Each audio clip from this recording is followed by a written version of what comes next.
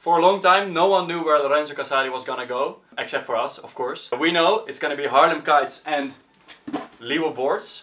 And today I'm gonna tell you in this video about why I think he chose this kite and what Harlem and the Harlem Force is all about. Hope you enjoy.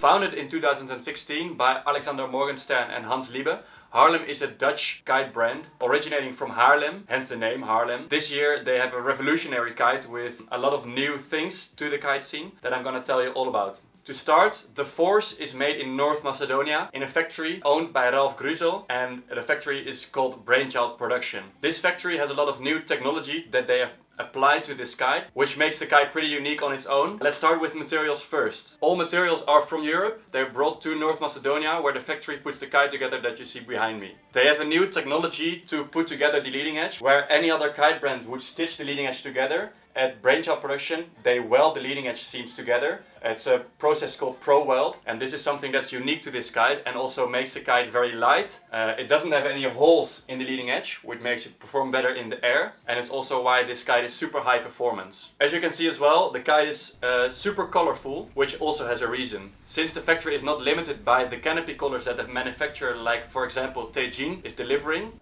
they can make the kite in any color you want. All materials are recycled and they're white as they come into the factory. In the factory they digitally print all the fabric, which makes the kite look like any way you want. This kite is super colorful, and on the Harlem website you can fully customize the kite the way you want it to look. You can pick within their set of options you have, but you can also completely go out of the box and make any kite you want. Basically, it's like printing out a piece of paper with a super good printer, and you can make any crazy kite you want. If I were you, I would put an astronaut on it. Then for the most important part, the performance. The techniques applied to making this kite and the design of the kite itself make the kite insanely fast. For a 9 meter, I don't think I've ever ridden a kite this fast and this responsive. The bar pressure is quite light, lighter than what I'm used to, but on the wingtip there are 3 settings which actually impact the bar pressure quite a lot. During riding I felt the kite was super quick and responsive. On my first kite loop I oversteered the kite by far, since I didn't expect the kite to be that quick.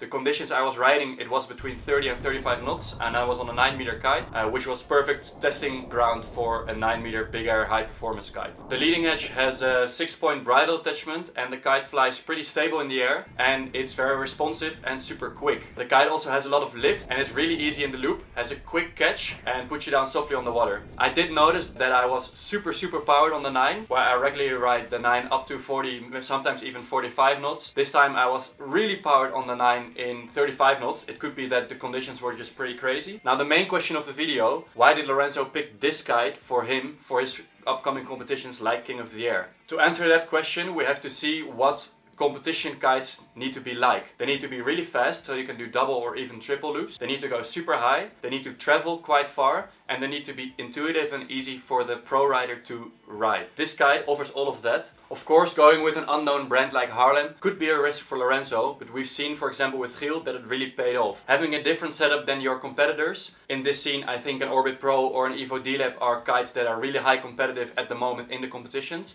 and having a completely different setup might open some new different set of doors, and we'll hopefully see this in the upcoming King of the Air. I'm planning on making a full comparison video in Cape Town between all the kites that are riding in King of the Air and that are made for high performance big air. So if you're interested in that, put a comment down below. This kite is really made for advanced riders. It's not that easy to operate, but when you are an advanced rider, you'll love this kite for its speed, its lift and its hang time. I'm very keen to see what Lorenzo can do on this kite. We'll see it around the end of this month, beginning of next month. Also, Lorenzo has chosen to ride with Leeward boards. They're also from the Netherlands, and they make handcrafted boards right here in the Netherlands. He's riding with a Falcon, which is their carbon high performance big air board.